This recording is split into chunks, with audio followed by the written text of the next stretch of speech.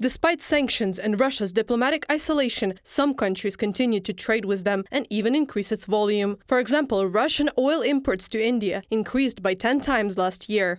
At the same time, the country saved up to $5 billion through discounts and a price cap for Russian raw materials.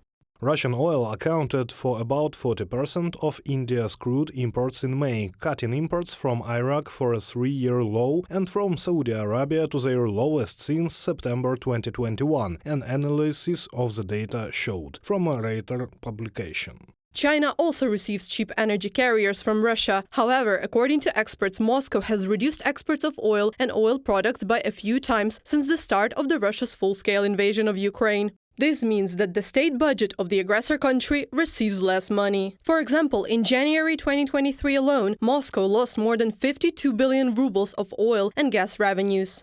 It is China, India, surprisingly the Arab Emirates and even Australia takes a little bit of Russian oil. What is more interesting here is that the sanctions are working very hard. The statistics that just came out showed that Russian oil exports have been 190 million tons this year. But because the statistics were classified before, I would say that the volume of oil has fallen from somewhere around 270 million tons for the year to 190.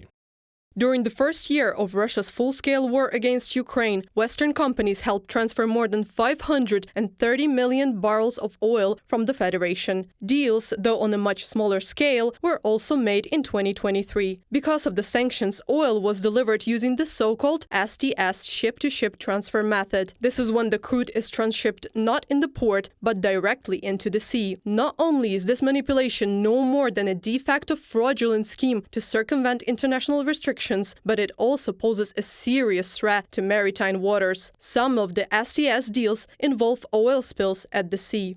Any, even high-tech operations with oil are dangerous, just because oil is oil, and even a liter of oil can ruin a square kilometer of sea surface. When the logistics used to work properly and it all happened in ports, it was under great technological control and everything was convenient. But now, when a ship hangs around at sea and overloads something, it cannot be good.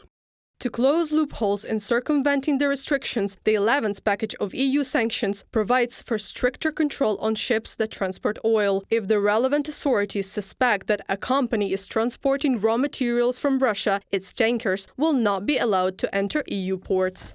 In case of such suspicions or establishing the facts, these ships will not be allowed to enter the terminals and ports of the European Union. In other words, this is a rather serious measure, and let's hope that the European Union will be more active on this issue than before, because there is currently a fleet of more than 150 vessels where such operations to circumvent sanctions take place. However, experts say that the restrictions of the 11th sanctions package are not enough to permanently deprive Russia of oil and gas revenues. When oil is delivered, for example, to refineries in India, Singapore, Turkey or other countries, there it is refined and petroleum products get new commodity code. Eventually it can be received not only to the European Union market but also in the Ukrainian market, so it is very difficult to do anything here because such operations are not prohibited by the sanctions package of the European Union and G7 countries.